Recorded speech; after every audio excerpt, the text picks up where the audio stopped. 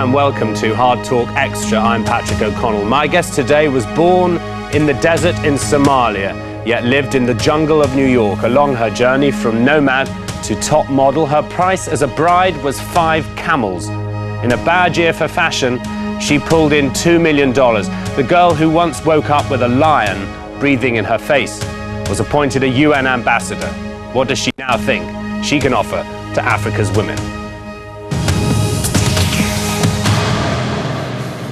Waris Dirie, welcome to Hard Talk Extra.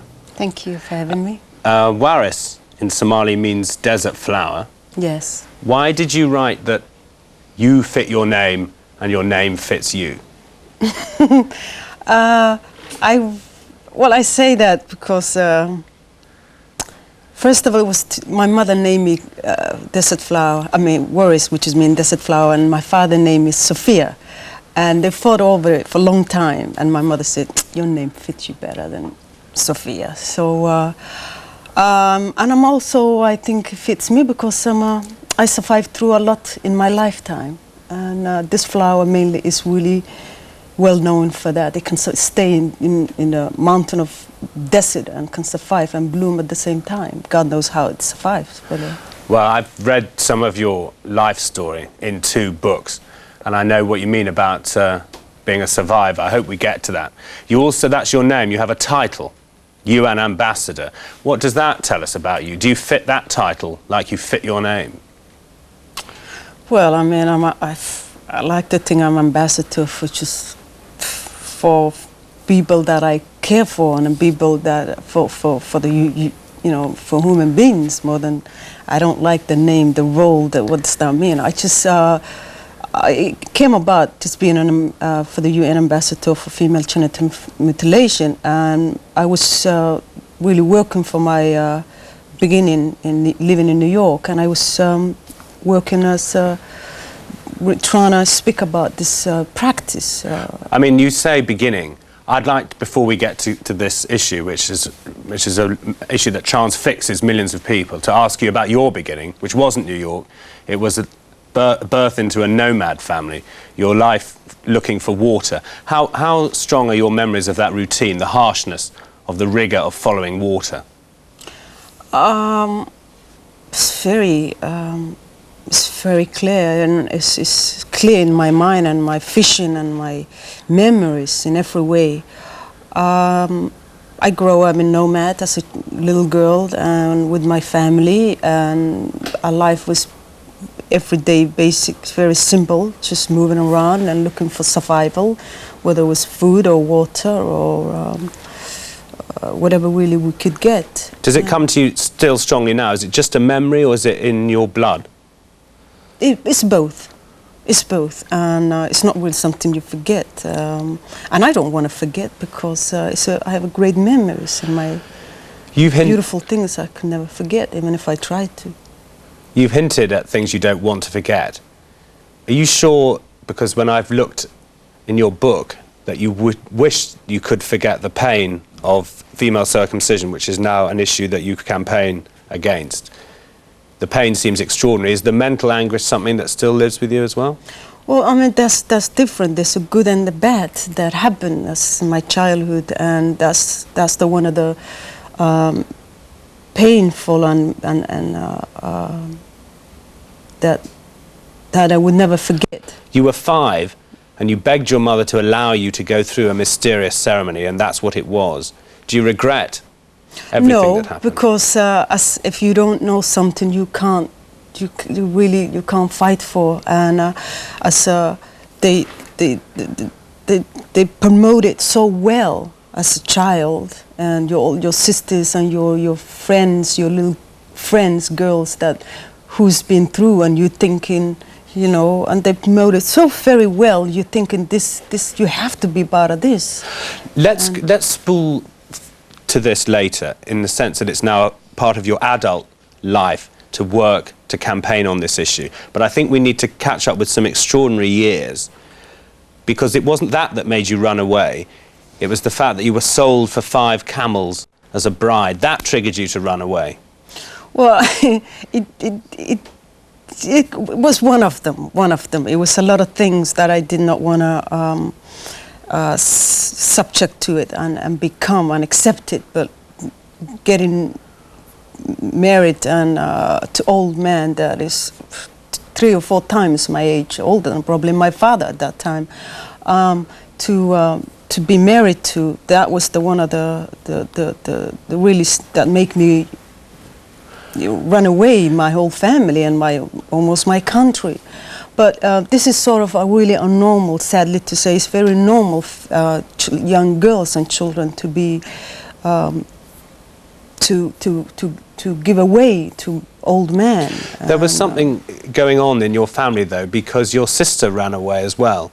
Were you inspired by her, or was it something inside you? Now you see, hers with different stories. She met a man and she fall in love with him, and they had got married and they had children. But that was a different. Here's what I mean though, because time and again you use phrases like, I ran away because I felt there had to be more to life. You also wrote, I'd grown into a rebel, a tomboy, sassy and fearless. Was this a streak in you? Did other people have it? Well, I don't know, for sure. And I can remember getting in trouble a lot because of whether it is what I said or what I did. So, and I was definitely different from my other sisters. So, whether it was rudeness or boldness or stubbornness, it could be really, I don't know, but I know I was different and I was treated different.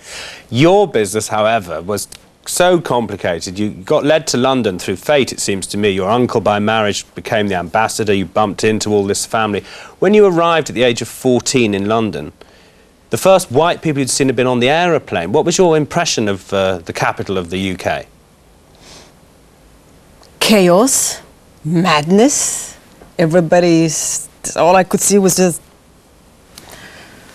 rules, structures, everybody marching, unknowing, completely, absolutely unknowing where I was or what's happening or what was this about. And the exchange, the cultural shock, and I mean, I remember it was snowing that day I arrived, really, and I came for sandals, or one of the sandals truly I left it in the sand, stuck into the snow, I mean, and I couldn't want to put my leg up, it stayed inside the snow, so I was very, I didn't like it. It was, I felt like I was, I don't know, somewhere on another planet.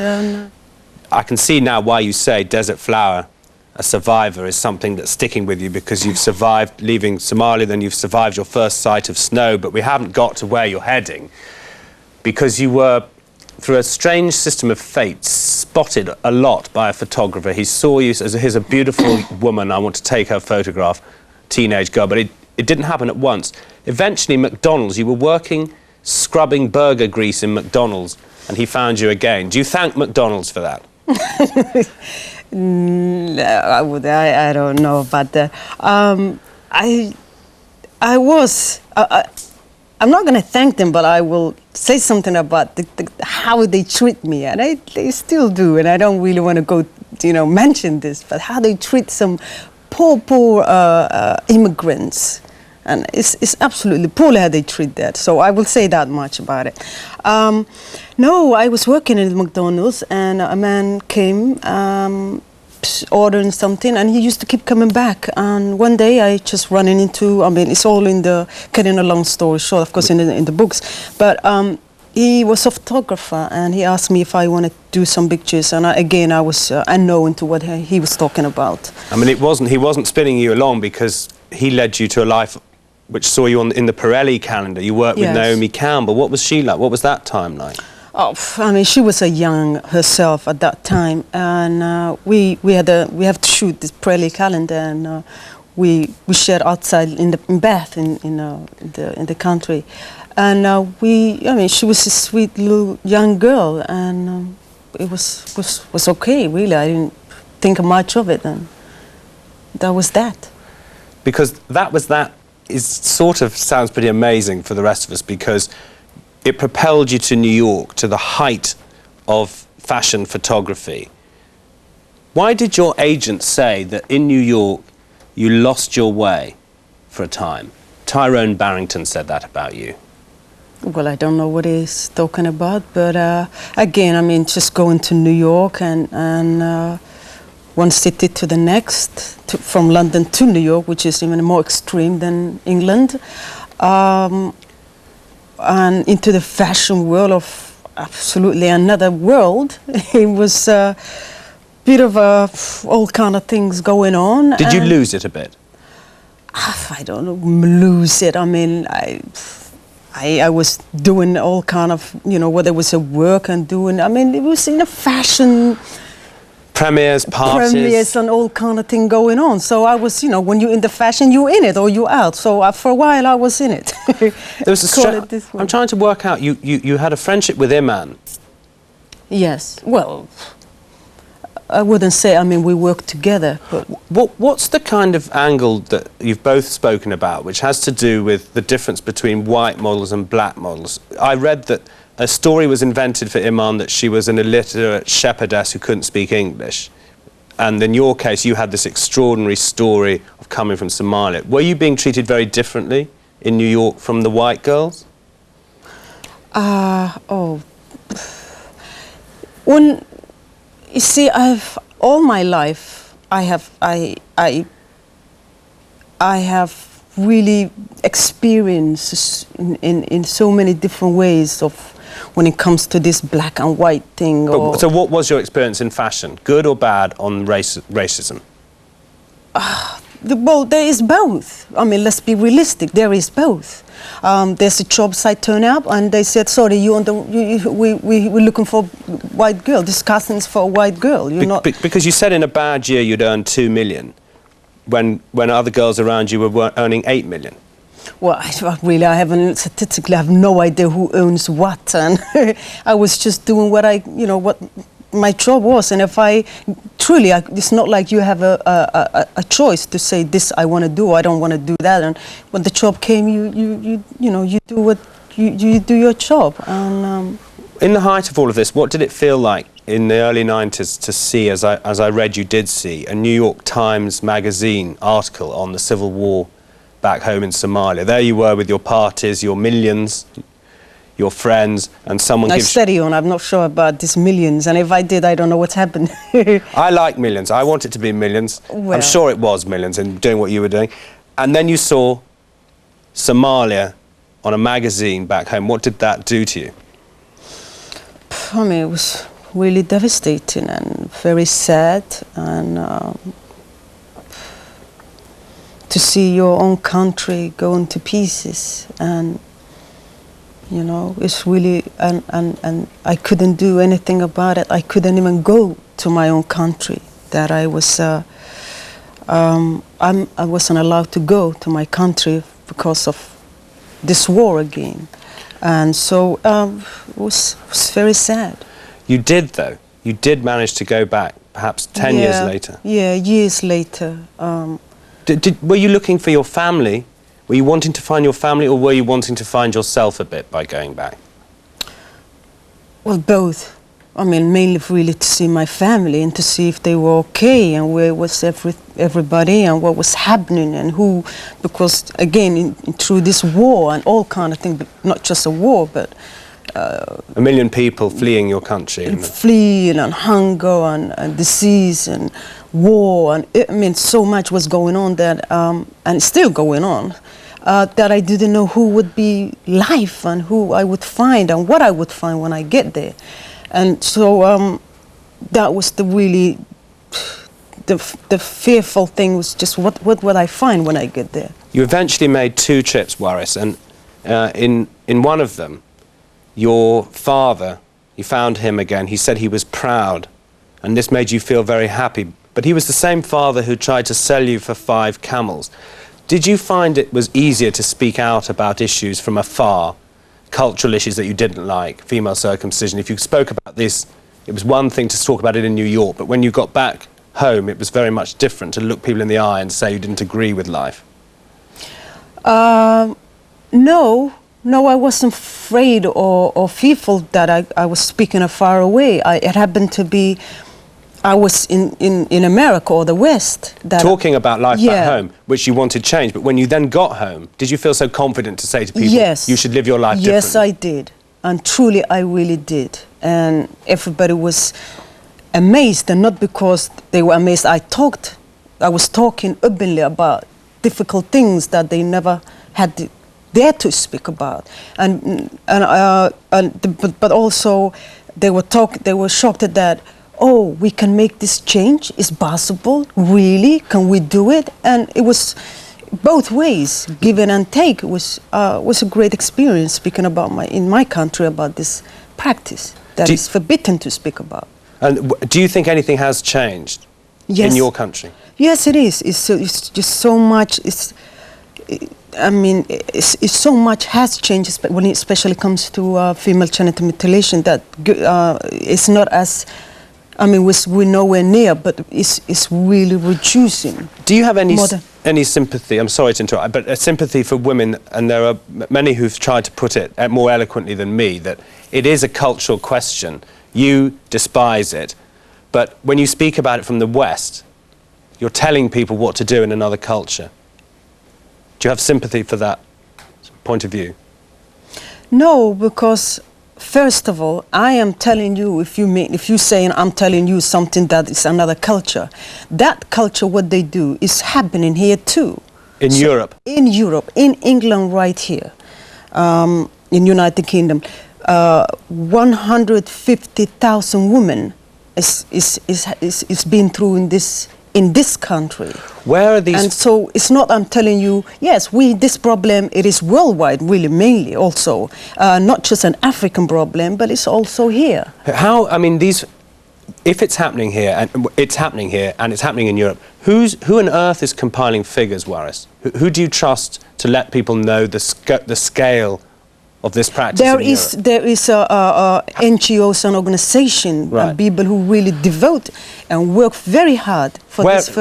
In England, there is, first of all, in London, there's a Forward, and there's two other organizations, and there's the United Nations, and there's, who's really, yes, you can never really, it is very hard. Now, hold on, it's very hard to get the accurate number or figure, because it is a very closed up subject that you cannot know. Everybody will come forward and admit it, what's really going on in their own community. Do you think that the laws are clear enough? I read that there was a prosecution in France under grievous bodily harm legislation, but there haven't been many prosecutions. Why is that then across Europe? If it's happening, it's also very closed, so it's never going to be proven very easily it's going on, unless with the cooperation of women involved, is it? No, but those who's been found, that they will find through, well, there's somebody who's practicing, call themselves a doctor, and that is being caught, and there's a woman who will come forward and find out, or come up to the police or and told exactly what's going on. But that's the key, isn't it? Yes. Without the women themselves, nothing can happen. You will never find it, and this is what we need. We need communities and doctors and nurses, and it's just so many people need to really seriously take this serious. It's been going on so long, and yes, there's a law passed here, and there's a law says we stop here, but it's still, and although you can say there is a law against here, but it's still people who practice this will go out and leave the country and practice. Do you hope that the story of you, and we've been through it, touched on it in like one minute detail throughout your whole, but is that what you hope then, that your story told painfully, honestly, truthfully, is going to inspire people who are in the West? It's not a cultural story, because if you're in the West, you are living under Western rules and Western values. That's the point where you will perhaps be able to have the biggest change. Yes, biggest change. And also there is, for example, it's not, a girl is living I can understand if she's in the middle of a bush or desert, in the middle of nowhere, and she have no hope to escape or to tell this or to get help. If you are here, there is, there is a chances and there's a choices you have. You have your own right and you have your own choice to say no or do something about it. If you hear it, if you see it, if you know it, to come forward and really to do something about it. So your life has brought you to this realisation of the rights of women in the West, for instance. But you've also said that people in the West, they have so many material things and yet they want more all the time. My parents could count everything they own and food is difficult to get, but they're always cheerful and happy. There is so many contradictions in your life and in all of our lives, isn't there? There are rights, for instance, here, but you also feel people chase things which would account to be a sort of spiritual value. I mean, it's really... it's hard to know what everybody's after in life and what they're searching for. Simplicity in life is the best thing I find. The more I find it, you know, in the West, the more you get, the more you want, and it's just never ending. And yet equally, I feel that we forget the reality and normality of life and what's really necessity and what's. But with great contrast, it's the area in the world where you feel, in your campaign against the practice you've been discussing, you might have the most success. So it's a strange contradiction. No, I mean, I'm not just talking about here. I'm also in Africa. I'm everybody's face in Africa. I'm not talking about here with you. Yes, you can hear and I can speak in teal and blue. You have no idea what I'm talking about because this is something you can never comprehend. And so it's true. No, I completely understand that. So I'm really talking to anybody and everybody, right, whether you want to hear it or not. This is something that it needs to stop, no matter where it's happening and who's doing it. Where do you think the inspiration is coming from in Africa then? I have a foundation called Waris Dirie Foundation, and we have 7 or 8 countries in Africa, and we educate people's minds about this practice, because really, end of the day, these people have no hope and no idea that this can stop. And so we educate and we informations and we do research and we really talk and we everywhere and we're gonna spread more than, you know, everywhere. If you don't know, you can't really do anything about anything or fight anything. But I'm just listening to you, Waris, wondering, finally, but you're saying we need to be everywhere, and you are the woman who left the desert. Are you done travelling? Are you a nomad still? No, I'm not done. I mean, first of all, people ask me, where do you live now? Where do you live now? Oh, there. Why here? Why there? This is how I look at a life. Life is just wherever I am. As long as I'm alive, it doesn't matter where I lay down at night. As long as I'm okay and I am happy with my life and what I do and where I am and who I am. Life is just, freedom of life is what I love this. And why limit yourself in life, where you go or what you do? And so it sounds like the answer is yes. You are still a nomad. Yes, I got so much. I will never stop. As long as I'm alive, yes, I will travel. Waris Dirie, thank you very much indeed. Thank you. Thank you.